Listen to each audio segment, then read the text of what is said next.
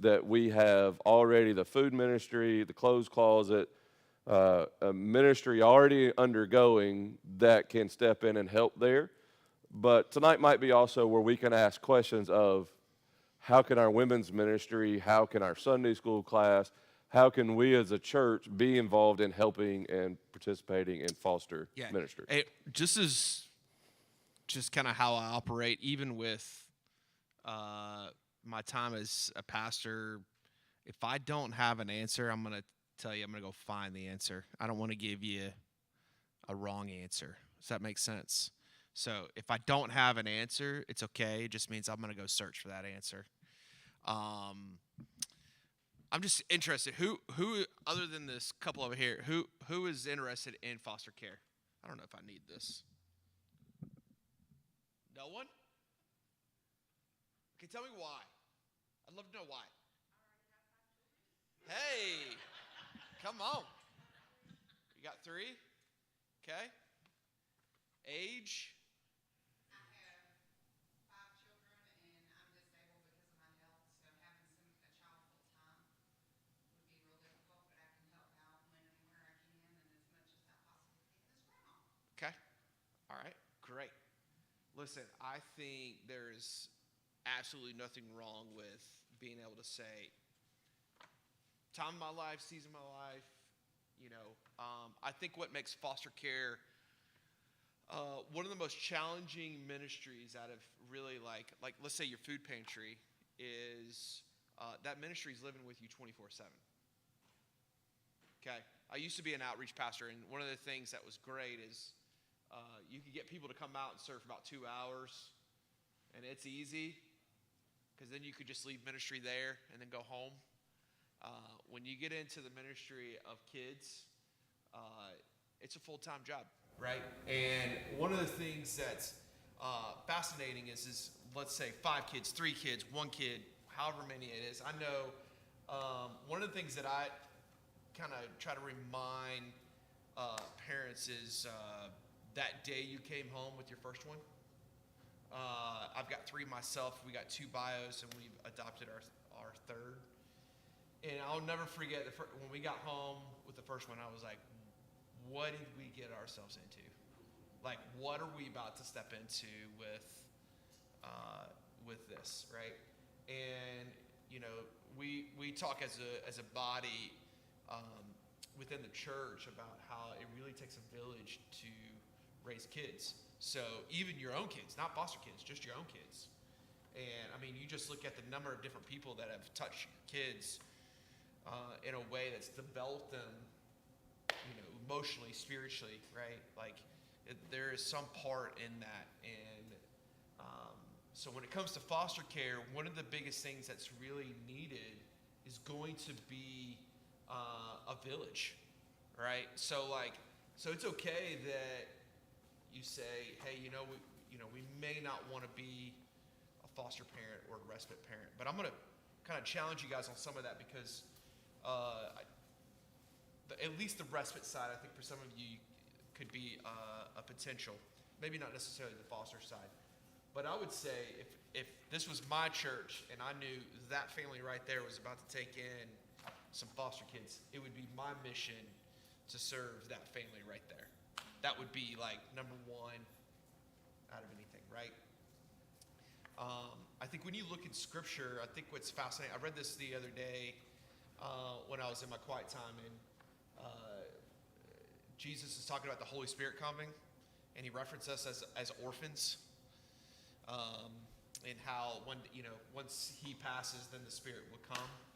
So it's interesting is we were once orphans ourselves before the Lord came, and so I think why orphans is so dear to the Lord is because we were all orphans to one extent, right? So, does anybody know how kids get into foster care? Family issues, abuse, addiction, run away for whatever reason, different mental health issues. I know that's kind of nothing to happen in foster care. Okay.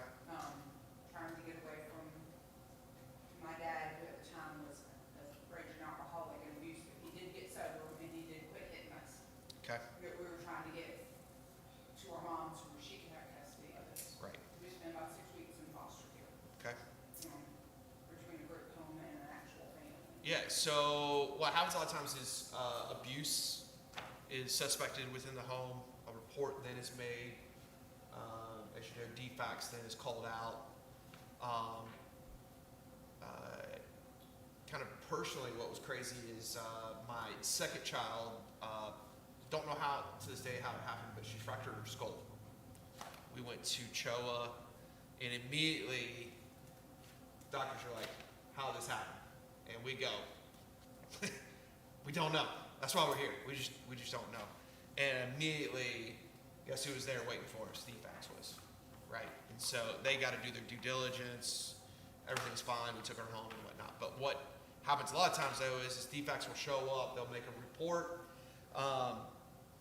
What then will happen is they'll kind of do an investigation. They'll kind of screen it out. If there's no further action taken, the kids stay within the home.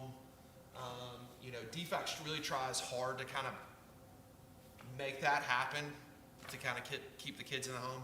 But if it's a bad situation, then obviously what will happen is then the kids will be removed. They will enter into the system, and then there's kind of like three different options. The third one is really more of kind of where we kind of fall in. So the child's removed from the home and enters into foster care. So when this happens, there's a process, and then the judge getting involved, DFACS now is involved. They will then put a plan in for the bio parents.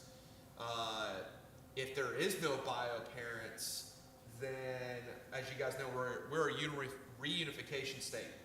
And the state's going to do everything they can to reunify the kids with their bio families.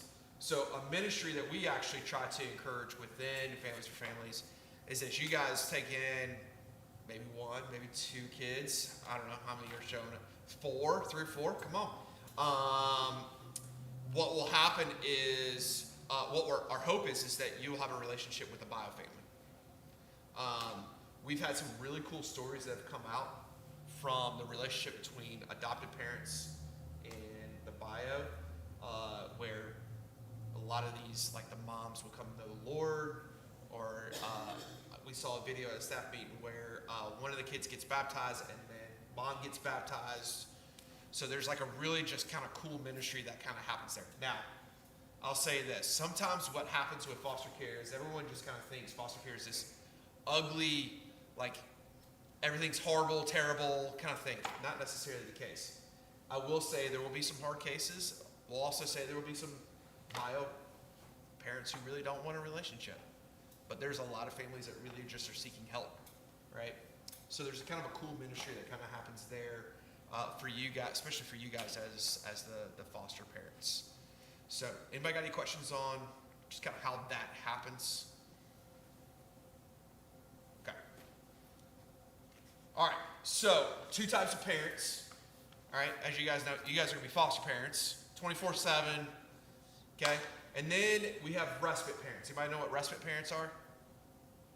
I know she does. Anybody else? Okay, so respite parents are, I kind of call them like temporary parents, where they will watch kids for about 10 to 15 days throughout the year. And so what's amazing about respite parents is they actually will help us on, so when you guys, and your home is about to be open, a respite family could help you guys in the sense of you're soon to be open, the kids that you're looking for comes through, and you say yes. Those respite parents will take those kids, watch them for about a day or 2, then you guys will come by, pick them up, and kind of go home. Or if you guys ever go on vacation and drop off those 3 or 4 kids, those respite parents will then watch those kids during that time, okay? What's fascinating is I know one of the reasons a lot of you guys said age. We have seen a lot of, I don't like to say old, I like to say mature audience choose respite because they still want to be able to help, and it's not asking for what foster care or a foster parent, the commitment there. So those are kind of the 2 big things that we have within foster care. So you got foster parents, respite, And then I would even say you could add like a third, which would be our support services, which we'll talk in a little bit. Any questions there? Awesome. Okay, so our process with becoming either a foster parent or a respite parent is basically kind of what I'm doing now, going through an info session. This is required by the state, so you kind of know what you're getting into, right? Like nothing worse than signing up for something you're like, I had no idea we were going to do this. Okay, so the state is basically saying, hey, listen, we want you to run through this so that your families know exactly what they're signing up for. Because what they don't want is you get in and, you know, because the resources that are spent on you to get you training and all those sort of things, and finally you're like, this is not for me, right? We want you to kind of make that decision before you start signing things, okay? Background checks and all the different things, okay? You'll make a family decision if that's the case. Was it a week from the info session to someone coming out to y'all's house? No, we actually, what she just came out a couple weeks ago, so it took about a month. Took about a month. Yeah, it took about a month for us to get, because we did all of our, went ahead and did all of our paperwork and our medicals, and we wanted to do everything before she came out. Oh, okay. Partially get the room ready so she could see it when she came, so. Okay, interesting.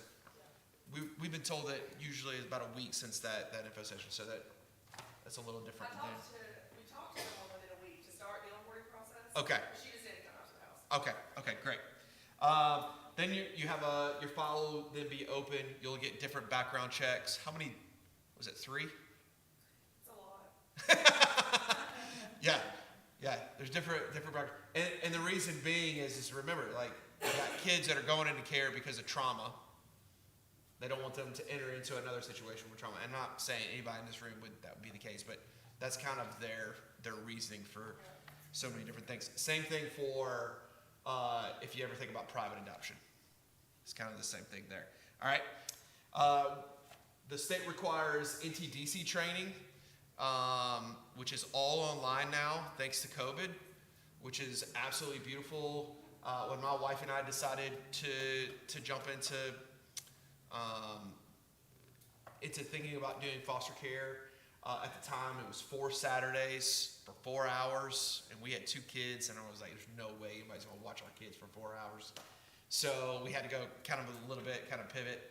But now, because of COVID, all online. And so some people will ask, like, well, what if I got to work? And I don't get off work till, guess what? You can hop right on while you're driving home. We got a lot of families that's the case where they can be part of that training. The thing about training, though, is it's not one where you're like, all right, we'll miss this week. What the state asks is they want you there for 10 straight weeks for training. Okay? So big commitment. CPR, first aid is a priority, and then they'll do a home study process where one of our case managers or caseworkers will come out. The home study team will come out, make sure everything looks good. And when we say home study, like letting you know, like you can't have knives on the counter. Like I know, like when we were doing our home study, like gotta have fire extinguishers, like on certain. I was like, this is why. Like we even had to get our septic flushed because of number of we were adding additional people to our family, and I was like. Why does that's kind of weird, but okay. So yeah, they'll come out and do a home study, just kind of let you know the ins and outs, like making sure things are kind of put away and whatnot. Any questions? I got a lot of questions. I mean, a lot of questions. Okay, so we have a statement of faith, pretty basic statement of faith, just within what we believe. We also have a position on morality.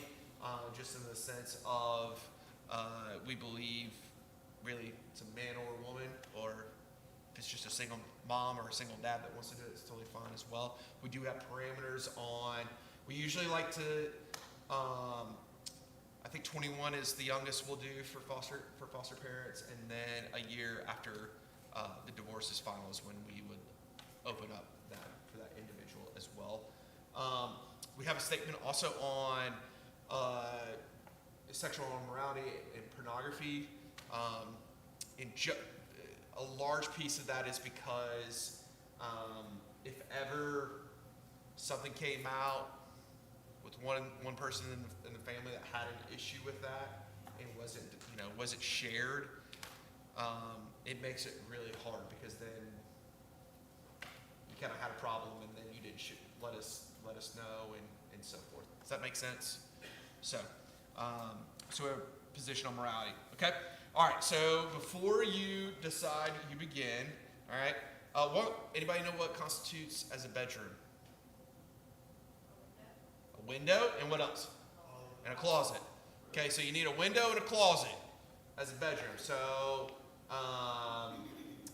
if you got that, then it's a bedroom. Okay.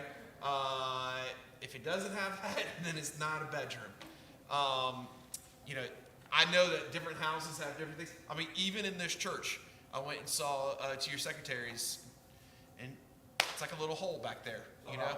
Yeah, hobbit hole. That's what she called it, a hobbit hole. That's not a bedroom, right? But we have some of those places in our homes. There's something like that, you know. What the state likes is really a window and a closet for a bedroom. The window really there for what reason? Escape. Yeah. Okay. I mean, this is kind of like a no-doubter here, but no cameras in the room. One, that's just kind of weird. Okay. You can have a pool, just needs to meet safety requirements if that's the case. You can have guns. They just got to be locked up. And there's like a whole thing there on what that looks like. And then there's some other things that they'll ask for as well. The sleeping requirements, there's no more than 2 kids in a room. And that's obviously a case-by-case situation. Kids under 3 can't share a room. Kids under the age of 3 can share a room. And that could be boy or girl. After they turn 3, then it has to go by gender. Okay, that's even with your own bio kids as well. And then if they are like newborn to 12 months, they can be in a crib in your room. And then as soon as they turn 1, they got to come out of your room. Okay? So no bassinet. State requires a crib. I know, like, I see some of you guys' faces like, this is just kind of odd. It's what the state requires with some of these things, okay? All right.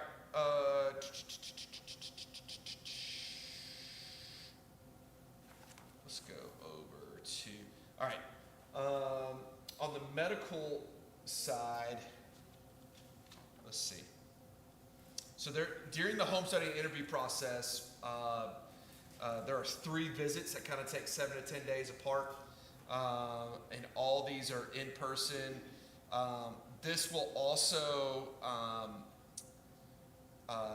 this will kind of like allow the caseworker to kind of get an idea of who you are as the foster parent. We kind of did this as well as adoptive parents, where it was like, hey, what did you deal with as a kid? Just kind of some of these other different things, just to kind of get an idea of who you are as parents.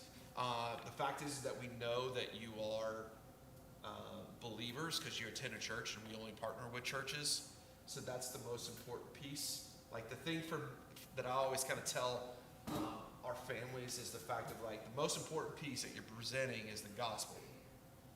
That's the most important thing, because for a lot of these kids, it'll be the first time they'll ever walk through a church.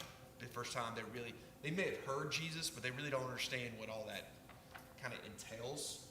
So you're really kind of being a light to a lot of these kids in the midst of their trauma. Okay. Okay. And then we would ask a pastor's reference. So I guess that would be your pastor here. He would fill. So you got one coming on the way. Oh, there's going to be a charge. This looks like a charge. Obviously, background check, driver's license checks, all those sort of things are kind of included. One of the things that is required is foster kids are required to be vaccinated.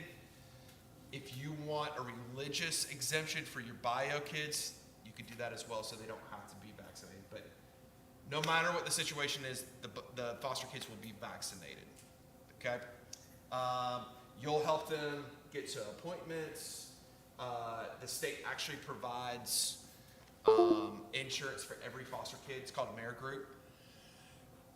Excuse me. And that potentially might change, but for right now, AmeriGroup is what is going to be used. That can be used for medical, dental, vision, all the things that are needed for that foster kid. Okay.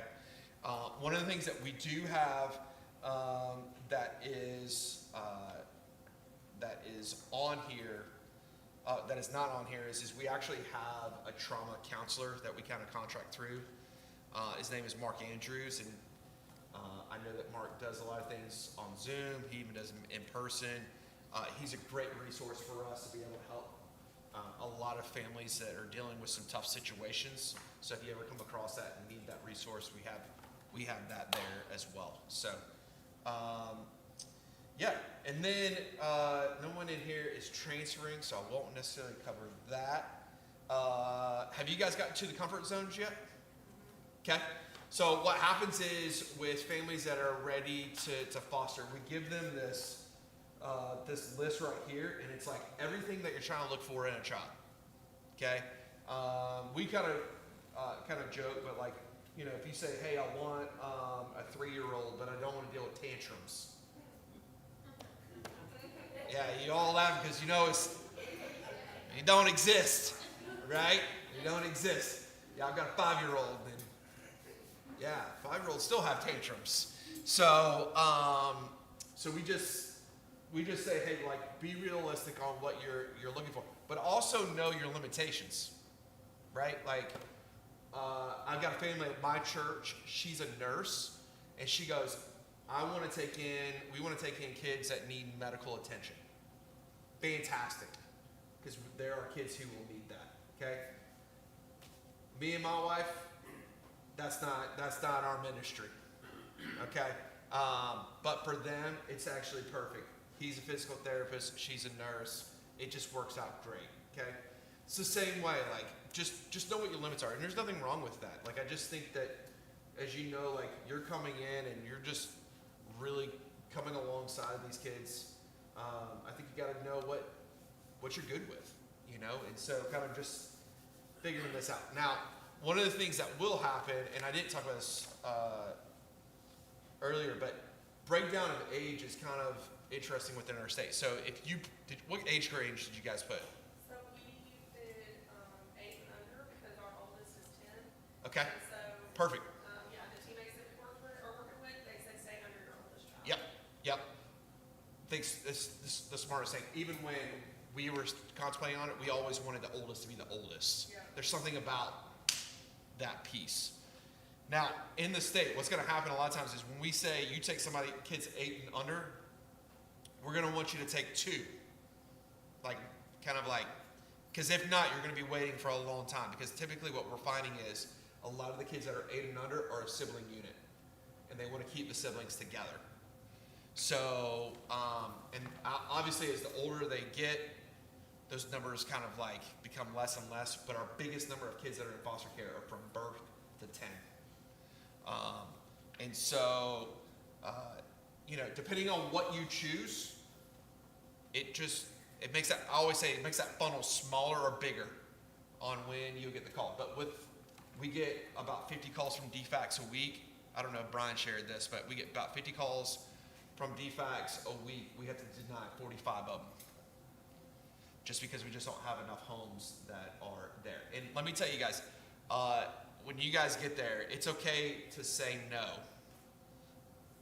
Because if the situation just, like, there's 6 kids, you're like, I don't know about 6 kids. It's okay to say no, right? Like, there's moments of that, because you just got to know what you're walking into.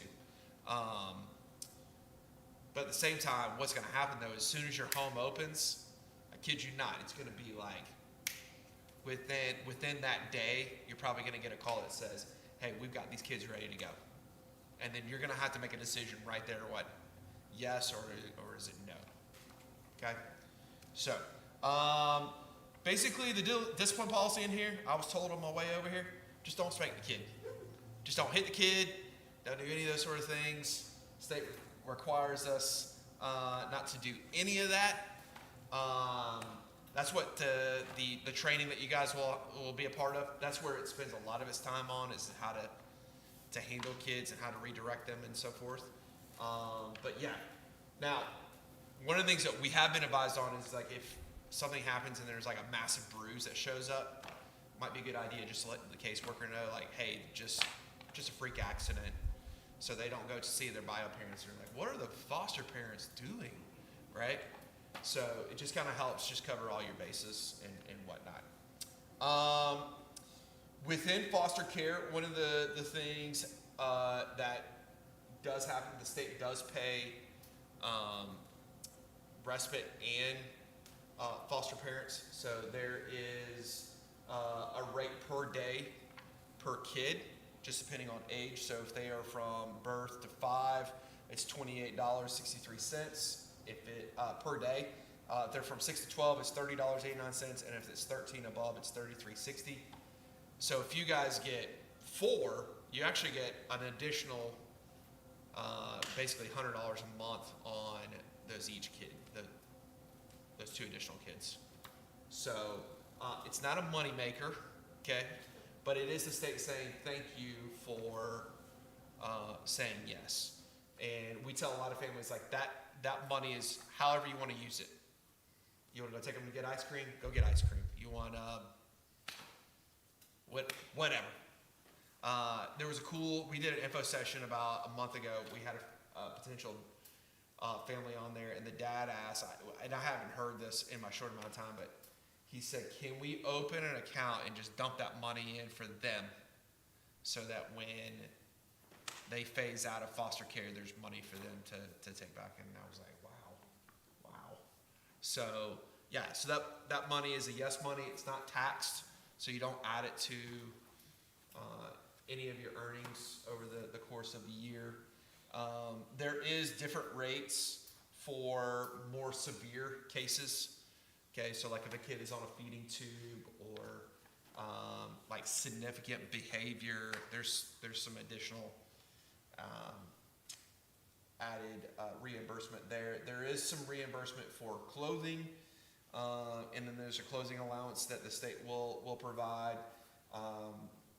I found out yesterday the state finally got to doing everything online now. So you used to have to like send it in, and they would write you a check back instead of just taking pictures of it and doing like how we all kind of do now. And then if you guys, if you decide to walk into this, the state will provide childcare, which is called CAPS. So if you have no idea what CAPS is, just be like, hey, do you guys carry CAPS? And they're like, yep. Then the state will provide and cover the cost of childcare if that daycare is CAPS. And then, like I said earlier, AmeriGroup is what is used for the medical side. And then, last but not least, we do adoption. So we can't guarantee adoption just because the state is a reunification state. What we kind of say is about 10 to 20% of kids that come into our care will be adopted. So we've placed about 1,200 kids since 2017. About 180 of them have been adopted. So that just kind of tells you, not every one of these kids are gonna get adopted. And if that's your mindset, I'd just go ahead and prepare your mind on it may be like the 4th or 5th time before that is even a possibility. But right now, the thought is hey, we just want to take care of kids that are right now within the system. So one of the things, since really there was these 2 over here that kind of said they were doing foster care as parents or respite. The other side is then the support services. And so one of the things that I would say is, and again, this is where I would say this is where the village comes in to kind of help out your families, okay? Because my hope is this is not the only families you have that are gonna foster at one point, but maybe in the near future we'll have more, right? So having systems in place is great. So one of the things that is really sad is a lot of these kids have never had a birthday party. They never had. So what we do is we try to do birthday bags, right? So they never really been celebrated. It's a great way as the body to kind of come together and celebrate these kids. One of the other things that we do is we do a date night. And with our churches that we partner with, we had one last month down the street at Christ Chapel, and any of our Families for Families would drop off their bio kids and their foster kids and have about 2.5, 3 hours to go on a date. That would be a great way for even First Baptist Zebulon to, hey, we're going to put on a date night, not only just for our family, but also for any of the other Families for Families as well, to just say thank you for the sacrifice you're making. And I'm going to be honest, it's super easy. All we did was just hang out with kids. I mean, it's very different than like anybody been on a Sunday morning with kids. You know, you're trying to like, all right, we're gonna run over this story, and they're all running everywhere, and this kid's over here crying, and somebody else is holding this kid, right? You know, it's like, man, it's total madness in here, right? Well, it's just madness in the sense these kids are just running around, having a good time. We usually kind of rent a bouncy house for them, eat pizza, just kind of really create an environment for them just to be able to enjoy each other. So it's them also meeting other kids. So that's another great way for the church to help. You know, and then one of the things that's not often talked about is when these kids are taken from their homes, they're taken from, literally it's DFAC steps in and says they need to go now. So they're coming only with the clothes on their back. So there's a lot of times where we'll get a call if DFAX is unable to get the kids. We'll get a call and say, hey, we need one of us to go down there and pick them up. We need a car seat. So we'll put a car seat in and give it to the family that we're delivering the kids to. And then lost my train of thought there. And then needing diapers. So one of the things that we do is we try to do diaper drives with churches. That's a great way of helping out our families because, like I said, they're just coming in with the clothes on their back. They may not even have a car seat, may not even have diapers with them. So this is just kind of a great way of, and once we know that, a lot of times the area directors or the caseworkers will make sure like those things are there for those families so they're ready to kind of get started and whatnot.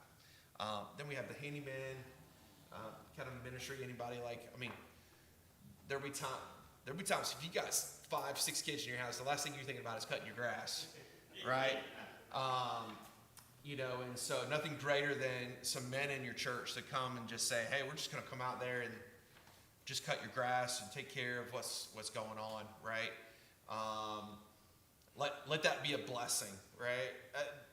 If anything, what's kind of really unique in the support service side of things is like you got to really let your humility kind of sit there because you're really allowing people to serve you, which is so not what we're used to. We're so used to serving others that this is just a great way of just for you guys to understand, man, people are around you, rallying around you. At the same time, we got people who are loving and supporting foster families. So, yeah, man, that's my gist right there. Hopefully that was. Let me ask a question. Yeah. So, like a date night thing. Yeah. And you're saying we would host it. Yep. Is there a representative for Families for Families? I'm there. Okay, so just kind of tell us a little bit more about what that even looks like, what would be required from the host. So really, what my understanding is space. So what we kind of just did, the one that I was at Christ Chapel, we took on the cost of the bouncy house. We had a movie playing in the background. I mean, there may have been 1 or 2 kids actually sitting there watching it. And the rest of them were in that bouncy house. Took a time and we ordered the pizza, we brought the food. Like we bring everything here and all we need is the volunteers in the space. That's really the gist of what that night kind of looks like. So yeah, and the great thing is it's any family within our area in the Midwest side, and right now we're just got the kind of the border right now where we have families is kind of like Coweta and then east. So like even keep going a little further east, we still have families kind of in that area. You go much further, a lot of those families won't come out. So, but we got a pretty good bit of families within this area. Let's say if we did, is it a host event, something like that? Well, I'm probably gonna already know my own answer, but can we combine, say, something we're already doing as a church and invite foster kids, or Yeah. the actual families for families event, would that be separate? I mean, you mean like if you had some families that If were we did a foster or family for family date night, okay? that wouldn't be something that we would want to just say, also, anybody from the community come to a date night. I have to let me look into that. Let me find out on all that. I do know like you want people there that been background checked or Right. and whatnot. So a lot of times people who are in your children's ministry are usually good to go to kind of serve in those things because they've already been background checked. Okay. I would have to, because I see the point is drawing in families to take care of families other than just ours. I know that we typically kind of just, I know this, the more you invite, the crazier it gets. Oh, yeah. You know, I mean, we had 10, 12 kids, and I mean, they're all 10 and under. So I mean, they're running. Yeah. I'm just saying it's a good amount of kids even just there. But yeah, let me look into that. I'll let you know. Okay. Yeah. Question. Yeah. I have a question. So if we did, as a church, if we did like a diaper drive or something, Mm-hmm. would it be beneficial to say, okay, we're doing a diaper drive, and then maybe do a drive where we can get the community to help bring car seats that can go to the foster families, bring clothes, Yeah. bring little suitcases that the kids can. And the only reason I say that, I know several people that have either fostered kids or been in foster care yourself, and if they do get an opportunity to bring their clothes, they have a trash bag. Yep. And that is just heartbreaking. Mm-hmm. So would that be something where we could say, hey, we're doing a drive, we're doing a diaper and a car seat drive, and maybe we could get Walmart to donate, or some places like that to donate some car seats Yeah, or something? no doubt. That would be. I mean, we run through it every year. I mean, we're constantly trying to get diapers and car seats and those sort of things. I mean, like I said, I mean the number of kids that we're bringing into care are really, like I said, that birth to 8. Yeah.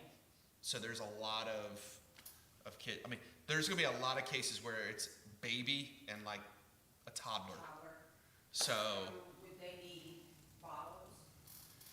The babies, just all kinds of baby stuff that they obviously can't choke on, but. right. Maybe baby bottles, baby bottles. Yeah, so some of that, I mean, like there's that allowance that the state allows parents to buy and whatnot. I just know, like from the get go, like Right, as these kids are entering it, especially at that age, the diapers and the car seat is, the most well, important. I mean, the car seat's probably the most important just to get them there, and then the diapers, and then from there, I think, I think the door is wide open to a lot of different things. There's a ministry actually out in Coweta where I am, and it's called Sparrow's Closet, and what her whole ministry is basically creating kits for kids that are going in their first like week into care with their homes because they just don't have anything. So, second question. Sure. And my ex-husband and his wife have just became foster parents. They've already gone through everything. Okay. Do you guys have a location out there that they can reach out to say that we're open to foster kids? What location? Where are they? Carrollton or Bowden, Georgia, out in West Georgia. Yeah, that's still this location. That's still my area. Okay. Yeah. So I can give you one of these books too, and it will kind of show. But So this area runs from as far east as Henry County, as far west as Heard County, and as far south as Muskogee down there in Columbus. So that's kind of the section that I kind of oversee. Kenneth Aycock, he's over the northwest side. Him and I kind of like cross paths a little bit just because Carroll County technically is kind of in his region, but since it's so close to me, I kind of jump in there at times. There's a couple of pastors that I've actually met with. What church, you know what church they go to? I don't. That's gonna be the most important piece. So, but yeah, I'd be I happy. know it's a church out there somewhere, but I haven't been to church with them, and I used to go to church with them from time to time when our kids were growing up. Sure. But our kids are all grown. They have no kids at home, so they can take in. I'll give you my number, and then I can, and then you can just tell me what church they're with. I don't mind going out there. We do an ROI as well, so they can transfer their kind of membership or what, I don't know what you want to call it, but to us, and then that opens up the support services side of things for them as well. Because what you'll find is a lot of agencies are either going to just provide just the support services side, or they really don't even just offer just the licensing side. So it's really just all of it, or just the kind of the support piece. And out there, I haven't really seen any kind of agencies that really kind of do what we do out there. Yeah, they have a foster child now that Riker he just started walking. They've had him since he was born. Okay. And they've already done one unification test with his parents, and it didn't go well. So they pulled him back, and Max, Bobby and Susie have him again, and they're gonna try another one in, I think they said 6 months or something. Okay. Yeah. Let me know. I'd be happy to connect with them. I will, I definitely. Yeah. Yeah. Far as for providing stuff for families, does it need to be new? Ooh, good with question. tags, or does it have to be like, gently used? Like if we had stuff that was donated to the food pantry or to the clothing closet that's in really great condition, no stains, I mean, just, I would say yes. you know, and, as far as like stuffed animals, if they were clean, properly clean, would that be something? I mean, I think at the end of the day, like, I mean, nothing. Even if it's brand new, you're not gonna have tags on it. So I mean, just, like, you know, I'm just kind of curious. yeah. Having 5 children, we have things. No, that we have access of. yeah, no, I, Children are like, we want to give this to somebody that can have it and use it, and I'm like, I don't know who's gonna take and use the shovel. yeah, I mean, It's there, rarely used, but, you know, yeah, I would say gently used would be great. Yeah, yeah, that's you know, fall apart. the hard part though is just making sure. I mean, I think we're all familiar with this. Like, people's definition of gently used sometimes is like just getting rid of junk. Right, yeah. You know, so if you had somebody that had really like a good eye of like what is gently used, I would say all for it. You know, Gently used would be like, you can barely tell that it's. correct. Correct. There are several times with the clothing closet over there, they'll drop off a trash bag. No, it's going. I mean, honestly. Well- and we have to do that a lot, because, you know, for some people, gently used was like, man, I only wore this once in 1968. Yeah. Well, I mean, when I was doing our Christmas outreach, there was times where people would get kids' names and they would bring gifts, and then it would be like stuff they were trying to just clean out their house, and it was like, that's not how this is set up to work, right? And so that's the only thing that I would say is like gently used. I think would be absolutely fantastic. I mean, if you guys have something already kind of in place for that, like that. But one of the things that we've talked about with Danny and Hannah both is, you may get a call at 1 o'clock in the morning, like, I got 2 kids. Yeah. They're gonna be here in an hour. Yeah. Do you accept? Yep. They don't always have time to then run to Walmart. Sure. But if we have, like last year we did a kids closet over there, food drive and pantry drive and just diaper drive, then they can say, hey Matt, if like, we have a kid coming in an hour, absolutely love it. Yeah. And ready to get started for the first few Yeah, years. you know, the other thing I didn't mention, even in the support service side, we have a church up in Northwest area that, it pretty much the whole congregation is, like I told you, the mature audience, and they're like, we ain't fostering, we're just not gonna do it, but we want to help foster families.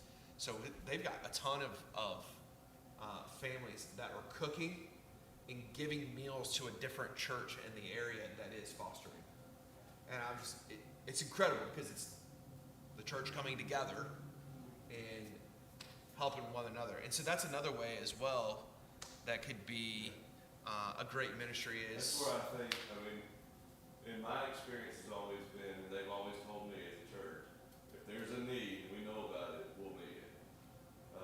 And I think that'd be one of the great things that we can be involved in as a church is, like you say, y'all get a kid at 3 o'clock in the morning, well, and it's not really thinking about dinner that night. Sure. already, So we might be able to send out a message, be like, hey, anybody can bring dinner tonight, tomorrow night. well, and here's a great thing, like with what you guys have with the food pantry and close, is that right? There's a church, a pastor I met with today in my area, same thing, and he was like, listen, because I'm trying to present getting them on board to help out with foster care. He said, while we're working on this, he said, any of your families need to walk through our pantry or our food or our clothes closet, tell them to come by. Just let them know that there are families for families, and that could be a ministry for you. Yeah, That's the same thing here. yeah, that'd be a great ministry for you guys as well. In the sense, I'd love to be able to show other churches how it's done. You know, like, and you guys have figured out a system or a plan and how you're supporting your families, because everyone kind of does it differently. You know, but just with what you got is unique because not everybody has that. So that's a great asset to have in supporting families. So. Dana, any questions on the handyman side of things? I know that kind of spoke to your heart a little bit. Dana's a pretty good handyman. Come out my house. Come on. How we need, Come on. how we need. He can't get very good. Any other questions anybody's got? I mean, 6 minutes. I'm doing good, man. Better than me. They're gonna want you to preach. I just want to, this question kind of goes back to the beginning I've always had. Sure. Wondered about. Sure. Is it illegal in terms of foster care for foster children to go with you on vacation? No. So it's a great question. We get that question all the time. Like, so last night we had an info Like, I session. can't imagine taking my family on vacation, like, no, kid, you can't come. Yeah. No. So we've got some families that live. So we don't think about this, but we've got some people who live, let's say, in North Carolina, but attend church in Georgia. Okay, or they live in Georgia and they go to lunch in North Carolina all the time. Okay, so technically, you're not supposed to cross state lines with them. That's what I was. Okay? But what the state says, if it's a routine that you have created, just a part of your life, going to lunch and coming back, they're not going to make a big fuss about it. Now, if you decide, hey, we're going to go down to Destin and spend a week at the beach, the only thing that's required is whoever is the judge over that case, we let them know, you guys, obviously don't do it the week before you leave, be like, hey, we're going, but in some notice, letting that judge know, and typically we have had no issues with the judge saying, please go and take those kids with you. So we've had plenty of families that have taken Oh, I kids. just always wondered if there was a legal sense. There is. Because what's crazy is, because I didn't think about this when we adopted my son, my wife had to stay in Florida for 2.5 weeks, so that Florida would pass the paperwork and then Georgia passed the paperwork. Because if not, if we crossed state lines with him, it was considered kidnapping. So with the problem of trafficking taking place, it's the reason why we let the judge know what's going on. So yeah, so that's a good question because we get it all the time. Yeah. Listen, If you want an information book, I'd be happy to give you one. My information is in there. Listen, we've had people a year or two later after we've come that say, "Hey, I'm kind of interested in something." You know, even with respite, if there is, you know, if you got family that would benefit from us coming out, let me know. I'd be happy to meet with their pastor to kind of share what we do. I just want to say thanks for your time. I know, you know, you guys could be doing something else until what, choir practice? Is that right? You got quite a 3 minutes. And I'm almost on 2. So I just want to say thanks. I know that anything we do for the Lord is bringing Him glory. You know, I just know that when you take a child in, man, it's just a lot can change, especially when they hear the gospel. So I appreciate you guys, and you got a good pastor here who believes in orphans and people and community, and so keep doing great work for the kingdom. And like I said, I'm here. If you got questions at any point in time, you may, like, in a couple months, like, man, I finally got a question. So, But I think we appreciate you coming, and Yeah. we appreciate the opportunity to know and to be supportive of the gospel ministry I appreciate it. Yeah. that's doing the church's work Yeah. in the state and helping us to be able to do it Yeah. that way. I think one of the things that will happen here that I suspect